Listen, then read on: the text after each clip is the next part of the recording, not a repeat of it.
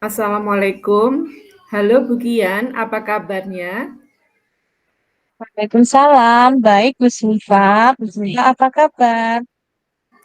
Alhamdulillah Bu.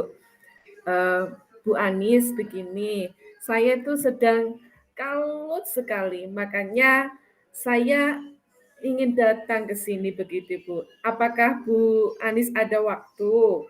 Ya sejenak kita ngobrol begitu Bu. Wah, kebetulan di Syifa murid-murid saya ada jam pelajaran olahraga. Jadi saya ada waktu luang. Ada apa toh yang membuat Bu Syifa galau? Ada yang bisa saya bantu melalui percakapan hari ini, Bu Syifa? Begini Bu Anis, saya ini sedang sedikit kalut begitu Bu. Di kelas saya sekarang ini harus ekstra dalam mengatur hal-hal yang di luar materi pembelajaran. Murid-murid saya itu selalu meminta perhatian lebih dari saya. Oke, Bu Syifa. Lalu dari pertemuan kita kali ini, apa sih yang Bu Syifa harapkan pada akhirnya nanti? Ya, begini Bu Anis, saya itu ingin mendapatkan jalan keluar, semacam solusi begitu Bu, atau pencerahan bagaimana cara saya bisa mengajar lebih baik lagi di kelas saya ini. Dan bagaimana cara mengatasi kondisi anak-anak yang senang sekali minta perhatian lebih begitu Bu Anis. Jadi, Bu Zulfa mengharapkan bisa mendapatkan jalan keluar. Solusi begitu ya, Bu, tentang permasalahan pengelolaan kelas yang anak-anaknya suka meminta perhatian yang lebih, begitu ya, Bu Zulfa? Iya, Bu. Tepat sekali, Bu Anis. Hampir setiap selesai mengajar, itu saya meninggalkan kelas saya itu. Rasa-rasanya itu saya itu lelah hati, Bu. Dengan apa itu, terkurasnya energi dan emosi saya, sikap anak-anak itu loh, Bu, yang selalu minta perhatian lebih tuh, ya Allah, gitu. Waduh, waduh, baik. Menurut yang saya dengar tadi, Bu Zulfa mengatakan kalau mengelola kelas ini menguras emosi siswanya yang meminta perhatian lebih. Nah, sekarang bisakah Bu Zulfa menjelaskan kondisinya yang lebih jauh lagi biar jelas sekali buat saya bagaimana Bu Zulfa? Ya, begini Bu Anis, sering sekali saya itu masuk ke kelas itu dan saya lihat itu ternyata anak-anak itu belum siap menerima pelajaran dari saya.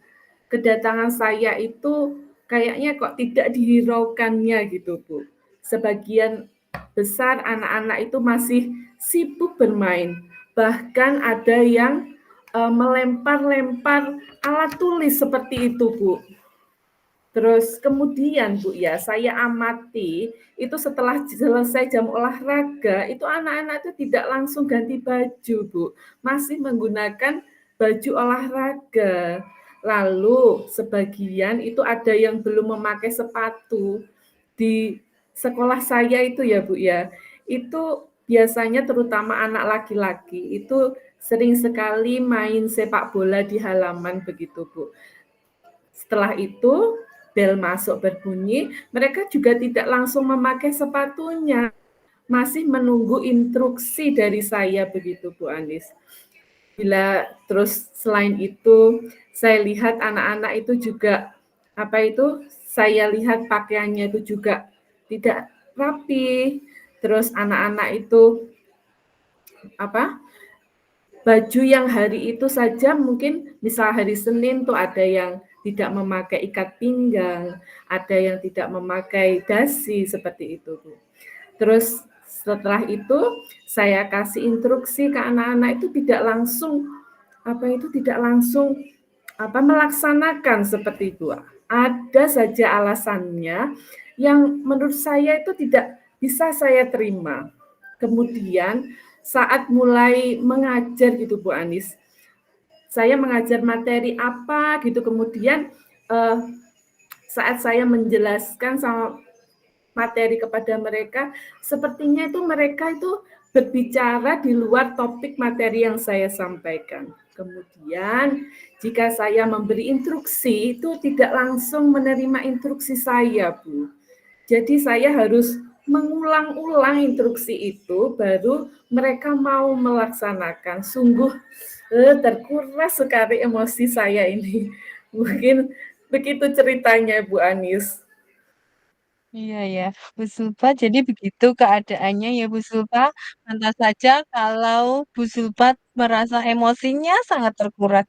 Nah, sekarang menurut Bu Sulfa, kalau boleh diwakilkan dari angka 1 sampai 10, kondisi pembelajaran di kelas Bu Sulfa saat ini berada pada rentang angka berapakah dan Bu Sulfa mengharapkan di angka berapa atau Bu Sulfa? Iya, menurut saya itu Bu ya, jika diwakilkan dari angka 1 sampai 10, pembelajaran saya itu masih sekitar 5 Bu. Ya saya mengharapkan ya Bu, di kelas saya mungkin nantinya bisa mencapai ya kira-kira di angka 7 atau mungkin 8 begitu harapan saya Ibu. Baik, tadi di angka 5 nggih, menyimak dari berbagai kondisi yang diucapkan sama Bu Sulfa tadi, menurut Bu Sulfa, apakah menjadi penyebab anak-anak bertindak demikian, surga mencari perhatian, memberi alasan yang tidak logis, ngobrol di luar topik pembelajaran, apa yang menyebabkannya ke Bu Sulfa? Apa ya Bu ya?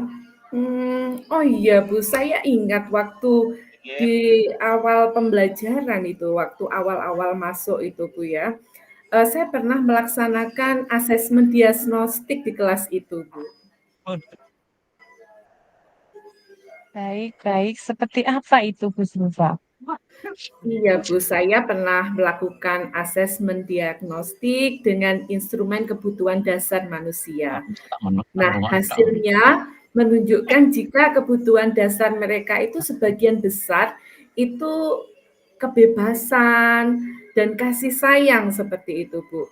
Mungkin ini Bu ya yang menjadi penyebabnya mengapa mereka itu seperti yang saya sampaikan tadi, Bu, minta perhatian lebih, mencari pembenaran, ya semacam itu tadi. Ayo. Oh, itu bisa jadi seperti itu ya Bu Zulfa. Karena itu adalah fakta yang menjadi penyebab seperti yang Bu Zulfa sampaikan tadi. Kebutuhan itulah yang menjadi faktor pendorong manusia melakukan sesuatu. Dalam hal ini, yaitu kebutuhan kebebasan dan kasih sayang. Nah, Bu Zulfa, dari pertemuan kita ini, hal apa yang bisa dilakukan untuk menjawab kegelisahan Bu Zulfa di kelas? Iya, baik, Bu. Saya itu jadi berpikir, Bu, untuk mengimplementasikan kompetensi sosial emosional dalam pembelajaran saya, Bu. Sebagai anak-anak yang berkebutuhan kasih sayang, mereka itu pasti ingin disapa secara pribadi, ditanyakan bagaimana kabarnya, ditanya perasaannya, seperti itu, Bu Anis. Saya itu jadi teringat waktu pas saya membuka kelas, saya sering menanyakan kabar anak-anak. Saya tanya bagaimana perasaannya hari ini. Dengan antusias mereka itu menjawab dan terlihat semangat begitu, Bu. Mungkin hal ini seperti hal-hal seperti ini, Bu, yang mungkin akan saya agendakan rutin di kelas saya. Jadi penerapan kompetensi sosial emosional di kelas saya, seperti itu, Bu. Ah, saya pikir itu ide yang sangat bagus loh, Bu. Lalu bagaimana, Bu Zulfa menerapkan dalam pembelajarannya? Ya, menurut saya, Bu, ya, kompetensi sosial itu sepertinya kok agak susah ya saya jalankan secara eksplisit seperti itu, Bu. Sepertinya saya akan memilih metode terintegrasi pada pembelajaran sehingga saya bisa menyesuaikan bagaimana di bagian apa mungkin bisa di awal atau di tengah bahkan di akhir pembelajaran seperti itu Bu Anis. Oh ya, seperti itu. Sepertinya itu adalah ide yang ingin dieksekusi ya, Bu. Nah, tapi bagaimana kondisi di kelas yang Bu Zulfa katakan tadi membutuhkan kebebasan juga? Bagaimana Bu Zulfa mengatasi permasalahan itu, Bu? Iya, kalau itu, saya bisa menguatkan kembali keyakinan kelas mereka, Bu Anis. Eee eee, di awal tahun pelajaran, saya kan pernah mengajak anak-anak itu membuat keyakinan kelas. Jadi saya berencana untuk melihat ulang nilai yang telah mereka sepakati. Kalau misalnya ada yang perlu ditambahi, diperbaiki, saya yakin keyakinan kelas itu bisa dirubah atau mungkin bisa disesuaikan seperti itu, Bu. Selanjutnya, saya perlu senantiasa mengingatkan anak-anak dengan keyakinan kelas tersebut. Di setiap pertemuannya ya tentunya, agar anak-anak itu sadar dengan keyakinan kelas mereka sendiri dan menjadikan tujuan dari perilaku kelas tersebut menjadi pedoman mereka berperilaku, maksud saya seperti itu. Sehingga harapan saya bisa mengantarkan kelas tersebut lebih kondusif seperti itu, Bu Anis. Sekali Bu Zulfa, kalau kelas Ibu sudah ada keyakinan kelas semacam itu, yang Bu Zulfa terapkan tadi, ada semangat baru yang Bu Zulfa dapatkan kali ini. Dengan solusi-solusi tadi yang muncul, nah, kapan Bu Zulfa mau melaksanakan dua rencana tadi? Pastinya saya akan melaksanakan rencana menerapkan secepatnya ya Bu Anis. Saya akan membuat RPP untuk seminggu ke depan ini dengan menyesuaikan terkait materi KSE yang ingin saya integrasikan dalam pembelajaran tersebut. Dan dalam minggu ini pula saya akan melihat kembali keyakinan kelas mereka. Jika perlu Bu ya, saya akan mencetak ulang sebanyak anak. Nanti eh, nanti saya akan membagikannya kepada mereka agar anak itu semakin dekat dengan keyakinan yang mereka miliki. Begitu loh Bu Anis. Ah, mencetak keyakinan kelas ya Bu untuk setiap anak. Itu adalah ide yang menarik Bu Zulfa. Ingat waktu ini Bu, saya ingin mendengar apa yang sudah Bu Zulfa peroleh dari percakapan kita tadi. Baik Bu, di awal tadi kan saya sudah menceritakan tentang kondisi kelas yang sangat menguras energi dan emosi saya. Kemudian saya mencoba memetakan penyebabnya, yaitu tentang kebutuhan dasar mereka atas kebutuhan kebebasan dan kasih sayang. Eee, Selanjutnya dari berpijak dengan hal tersebut, saya akan berusaha mengurai permasalahan ini dengan menerapkan pembelajaran KSE yang terintegrasi dan Ya, toh. memaksimalkan fungsi keyakinan kelas mereka. Begitu Bu Anis. Itu Supa, terima kasih ya Bu untuk kesimpulannya. Saya rasa itu sudah menjawab pertanyaan-pertanyaan yang tadi Bu Zulfa ungkapkan di depan. Nah, sekarang bagaimana perasaan Bu Zulfa? Alhamdulillah Bu Anis, saya sudah lumayan lega sekali, sudah menceritakan kegundahan yang saya alami dan mendapatkan pencerahan sekarang. Saya sudah melihat dari senyumnya berarti itu menandakan Zulfa merasa senang. Saya segera melakukan tindak lanjut percakapan kita hari ini. Dan mungkin, oh, 2 minggu lagi kita agendakan waktu sejenak saja, kita berbincang-bincang lagi. Saya penasaran bagaimana nanti dengan hasilnya.